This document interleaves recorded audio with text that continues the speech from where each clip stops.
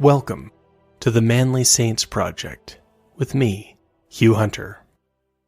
If you enjoy my work, please consider signing up and supporting me on Substack, or click the link in the show notes to buy me a beer. And if you enjoy the podcast as audio or video, please consider giving me a rating wherever you are. It helps a lot. Now, let's meet this week's Manly Saint.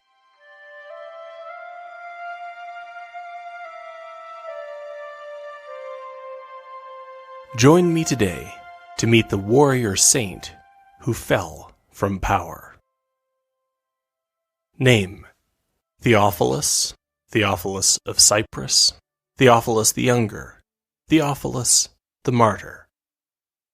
Life: died around 790 AD. Status: saint. Feast: July 22nd, January 30th. In the last decades of the 7th century AD, an eerie rainbow hung over Constantinople, modern Istanbul. It seemed a bad omen, and, according to the chronicler Theophilus, all mankind shuddered. Everyone said it was the end of the world. The reason for the fear among the Byzantines, the citizens of the Eastern Roman Empire, went beyond the sign in the sky. Over the past 40 years, Islam had gone from a local religion to a world empire, swallowing up the Persian Empire and defeating the armies of the Byzantines. The buffer states that should have protected the city of Constantinople had fallen.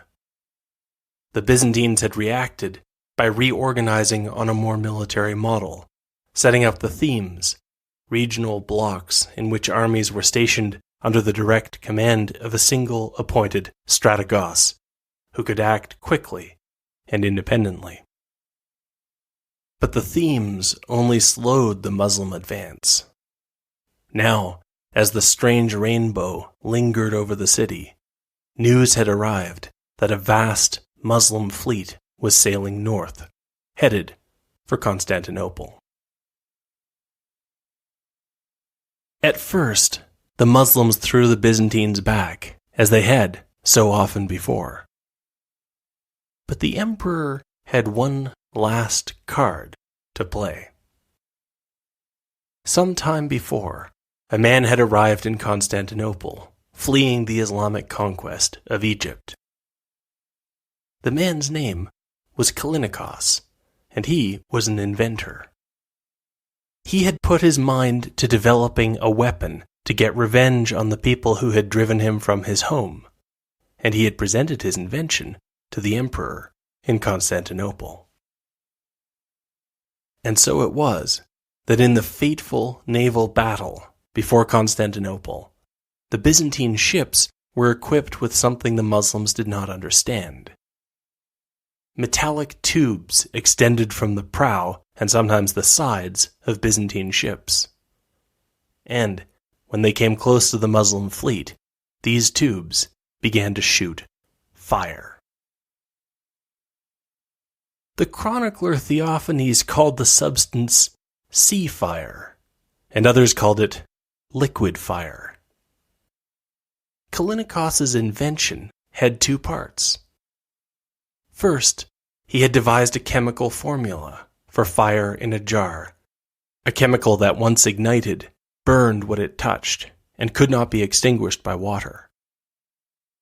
Callinicos had combined this invention with the ancient firefighting technology of the water siphon. Callinicos' invention was built to spray the chemical and ignite it as it left the siphon. Callinicos had invented a flamethrower. The fire siphon changed the face of naval warfare. Now, in the desperate fight in front of Constantinople, Muslim ships burned. Men burned. The water burned under a layer of sea fire, and nothing seemed able to put it out. Constantinople was saved. The introduction of the secret substance that came to be called Greek fire gave Byzantine ships a new edge in combat. It was an edge they desperately needed. After the failed Islamic siege of Constantinople, Byzantine power gradually returned, at least a little. Byzantine fleets were now equipped with Callinicos' siphons and pre-made jars of Greek fire. The recipe itself was a state secret. The fleets used Greek fire against Muslims, against the migrating Slavs, and against the Northmen who settled at Kiev and became known as the Rus. Although the Norse hero Ingvar did boast that he defeated a Byzantine fire ship by lighting a fire arrow and shooting it directly into the muzzle of a siphon, causing the ship to explode. One area where Greek fire was especially useful was in the theme, or military region, of the Cibyrrhaeots. The theme was named after the Greek city Cibyrrha, but the theme's actual capital and the headquarters of the Strategos was Attaleia, modern Antalya in southwest Turkey. The city was on the coast of the Mediterranean, and the territory of the theme extended along the coast, which was part of what made the theme of the Cibyrrhaeots unusual. In most themes, the Strategos was a general who primarily commanded a land army. But in the theme of the Cibyrrhaeots, the local Strategos was an admiral. This Strategos commanded a fleet, armed with the latest developments in Byzantine naval technology, and poised to intervene anywhere in the eastern Mediterranean. This was the naval strike force of the Byzantine Empire. As the 8th century reached its end, the man serving as Strategos in the theme of the Cibyrrhaeots was Theophilus. He was a native of Constantinople, from one of the noble families of the city. Theophilus was the sort of man the Byzantines needed if they were to have any hope of holding the empire together, well-built and strong, and a skillful commander. Theophilus may well have been a rising star. Naval command was not as prestigious as a land command, so if he did well, he might be promoted. When Theophilus considered the Christian world as a whole, he probably saw grounds for optimism. In the West, the Emperor Charles the Great was reforging the Western Roman Empire, only this time it would be the Holy Roman Empire. Charles's ancestors had crushed the Muslim invasion of France and secured Christian lands in Western Europe. But in the East, things were not going well. The Byzantines were being pushed back by the powerful Caliph Harun al-Rashid. It had started in the 780s, when Harun was only the crown prince. Back then, Harun had plundered so much treasure that he had almost crashed his own economy. Now, the Byzantines were paying vast tribute to maintain an uneasy truce. The Byzantines were also divided over the question of icons. For centuries, Christians had venerated icons. But in the 8th century, a critique of this practice had arisen inside the church. Critics argued that Christians weren't venerating icons, they were worshipping them. It was a timely argument, since Muslims accused Christians of the same thing. The critique provoked a violent upheaval in the church. Devotions and traditions that had existed for centuries were thrown away in an effort to break with the past. We remember the men, like St. Joannichius the Great and St. John of Damascus, who stood up against this destruction of tradition. The debate only became more violent when emperors and soldiers got involved.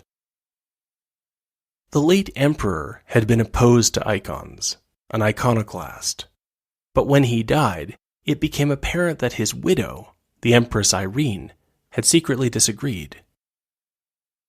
Now, Irene was defending icons, and this polarized the military. Entire units were so dedicated to icon hating that they deserted the empire and joined the Muslims. Empress Irene was barely keeping her empire together when the imperial spies in the caliphate sent a message to Constantinople. Cyprus was in danger again. Cyprus had been lost and regained and lost again. Now, Cyprus was theoretically neutral, or rather, it belonged to both the Muslims and the Christians. But it seemed that the Caliph wanted the island all to himself. Caliph Harun al-Rashid was preparing a fleet to annex Cyprus. The Empress Irene considered the intelligence report and sent messengers south to the theme of the Cibyrrhaeots. And so it was that the strategos Theophilus rallied the Byzantine fleet in the harbor of Attaleia and sailed south toward Cyprus. Byzantine fleets usually traveled with two lines of scout ships before them, so that the first line of scouts could pass the news to the second, and the second could pass it back to the fleet, using smoke signals or the complex code of the white signaling flag. Soon the scouts were sending good news. They had come upon the Muslim fleet, sailing north of Cyprus. The Muslims were completely unaware that they were being hunted. It was a nice clear day, and the Muslims had let their fleet spread out, which meant that they were scattered and vulnerable. It was the kind of scenario that naval officers read about in textbooks. This was the moment to attack. Theophilus must have prepared his men. The Byzantine fleet would have tightened up their own formation, moving into a crescent shape, with big ships on the crescent's points, and the flagship of Theophilus in the middle. Ships no longer rammed each other, at least not on purpose, so the crescent would surge forward and try to surround as many Muslim ships as possible, then squeeze in, chop off their oars to immobilize them, and burn the ships, or board them and capture the crew. Now, as the Byzantines descended on the Muslim fleet, there were preparations to be made. Marines put on their elaborate cataphract armor. Archers slid into more flexible, padded garments. Ballista crews cranked the mechanisms of the big deck-mounted crossbows, drawing back the silk-reinforced cords and preparing their supplies of mice and flies, the sailors' nicknames for the bolts that would soon be whipping along the enemy deck. The crews prepared the fire siphons and cranes. Theophilus may have had time to speak to his senior officers. Our texts suggest that there were senior officers, though it is not clear how many. Theophilus explained his plan. The Muslim fleet was planning a surprise attack on Cyprus, but this would be a surprise attack on them. The Byzantines would attack those who were caught and scatter the rest. The message to the Caliph would be clear. If Theophilus was following the naval manuals of the day, he would have encouraged his men, telling them that their fear was understandable, but victory and glory were within reach, if only they would stand together. He would have promised to fight alongside them. The meeting would have ended in prayer, and then Theophilus's senior men would have returned to their ships. And so the textbook operation began to play itself out. The crescent of Byzantine ships advanced toward a disorganized group of Muslim ships, with mice and flies whipping out from the front-mounted ballistae of the Byzantines into the surprised and panicked Muslim crews. The disorganized Muslims would have been scrambling to get ready, to get their marines in armor, and prepare the sand and the pots of vinegar or aged urine, which had proved to be the only things that could put out Greek fire. Then Theophilus gave the order to advance. Perhaps by now the ships were close enough to use trumpets to send the signal, although probably with all the shouting of preparation, it was sent with a white signaling flag. And then, nothing happened. Theophilus noticed that no ship wanted to be the first to charge the Muslim fleet. This was also covered in the naval manuals. And the manuals were clear. When every ship was afraid to be the first in, the fleet needed to see the courage of their commander. And so Theophilus shouted orders to the captain of his flagship, and the soldiers at the oars pulled forward, and the flagship of the theme of the Cibyrrhaeots surged out to battle. Theophilus's ship was already far out from his fleet when it became clear that no one was moving. The flagship hit the Muslim fleet alone. What had gone wrong? One of our sources, the chronicler Theophanes, explains that Theophilus had gotten too far ahead of his men. These things happen to commanders who were inexperienced. But Theophanes adds a curious detail, underlining the fact that Theophilus was not inexperienced, that he was good at his job. And so Theophanes hints at something that other sources make explicit, which is that Theophilus was betrayed. His junior commanders had their own plans. Perhaps they were ambitious and were willing to sacrifice the battle for their own chance at command.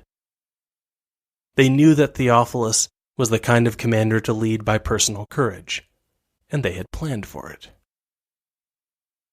And so, the flagship of the Cibyrrhaeots found itself alone, surrounded by Muslim ships. Theophilus, at least, would not go easily. The flagship prepared the fire siphons, as archers fired at the Muslim ships around them. And yet, no matter how well Theophilus's ship was piloted, it could not be positioned against every ship at once. It would not have been long before a Muslim ship slid by and sliced off the oars from the flagship, leaving the flagship unable to maneuver. The Muslims used iron poles with hooks on the end to grab the flagship and pull in close. Then it would have been down to hand-to-hand fighting. The Byzantine archers and marines knew the stakes and would have fought hard. The fire siphons would have roared flame, and perhaps there was even time to use the cranes that swung outward to drop fire jars on the enemy decks. But one ship could not defeat a fleet. Soon, Muslim marines swarmed onto the flagship, cutting down the men around Theophilus and taking the Strife captive. The Byzantine fleet stood by and watched as the flagship fell. Then, slowly, the Muslim fleet turned and sailed away. Almost everyone had benefited from the encounter. The Byzantine fleet had accomplished what they came to do. They had shown that they could respond quickly to any threat to Cyprus. The Muslim fleet had not won a victory, but they had gained something almost as valuable, a Byzantine strategos who was an expert in naval warfare. Our sources say that when Theophilus was captive, the Muslim commander began a charm offensive to get him to convert to Islam and serve the Caliph. The Muslims had realized that one way to rapidly expand their military and naval capacity was to recruit Christians. Over the centuries, Christian apostates like Ghulam Zarafa, Leo of Tripoli, and Ghulam Yazman, Damien of Tarsus, would be among the Islamic world's most ferocious and effective admirals. Now, Theophilus was told that he could have it all. Wives, money, a position like the one he had before. Actually, his position would be improved, since now he would be on what looked like the winning side. Christianity was tearing itself apart over the question of icons. Islam was thriving. Why not join it? Theophilus had been betrayed by his officers. Did he want vengeance? Once he was leading the caliph's fleets, he could hunt down the men who had betrayed him. Theophilus was not willing to convert to Islam, and so the offers went on. One source tells us that Theophilus was kept as a captive for 4 years. Eventually, the offers began to be combined with threats and punishments. Theophilus was put in prison. He was tortured. Still, at any moment, if he chose to convert to Islam, he could walk free and step back into a life even better than the one that had been stolen from him. At first, Theophilus probably hoped that a messenger would arrive from Constantinople, offering a ransom for his freedom. There was, so far as we know, no ransom attempt. If there were any consequences for the commanders who had betrayed him, we do not hear about them. The Empress Irene had her own intrigues, as she fought to keep her son from replacing her. She was probably happy enough with the fact that the Muslim fleet had sailed away after the encounter. And so, as Theophilus sat in prison, he realized that he was alone. Once, he had been one of the most powerful men in the empire. Then his men had abandoned him. His people had abandoned him. His powerful family had abandoned him. Now, he lived a life of torment. Theophilus had been given the world. Then he had lost it. Now he could have it all again if he wanted it. But it would cost him his soul. And over the years, it became apparent that the man who had once been a strategos would not break. Finally, the Muslims grew weary of their prisoner and sent him for execution. Theophilus went to die, where, in the words of Theophanes, he was revealed as a noble martyr. The world went on. The Byzantines held off the Muslims, barely. Lords and kings rose and fell. The Empress Irene was so determined to cling to power that she had her own son blinded before he could take the throne. In the end, it didn't help her much, and soon she had fallen, and a new emperor sat in her place. It would have been easy to think that in these dark times, power and the struggle to get it was all that really mattered. And yet, for those tempted by despair, there were witnesses like Saint Theophilus, who had faced battle, abandonment, torture, and finally death with the same courage, his eyes fixed on a kingdom that would not pass away.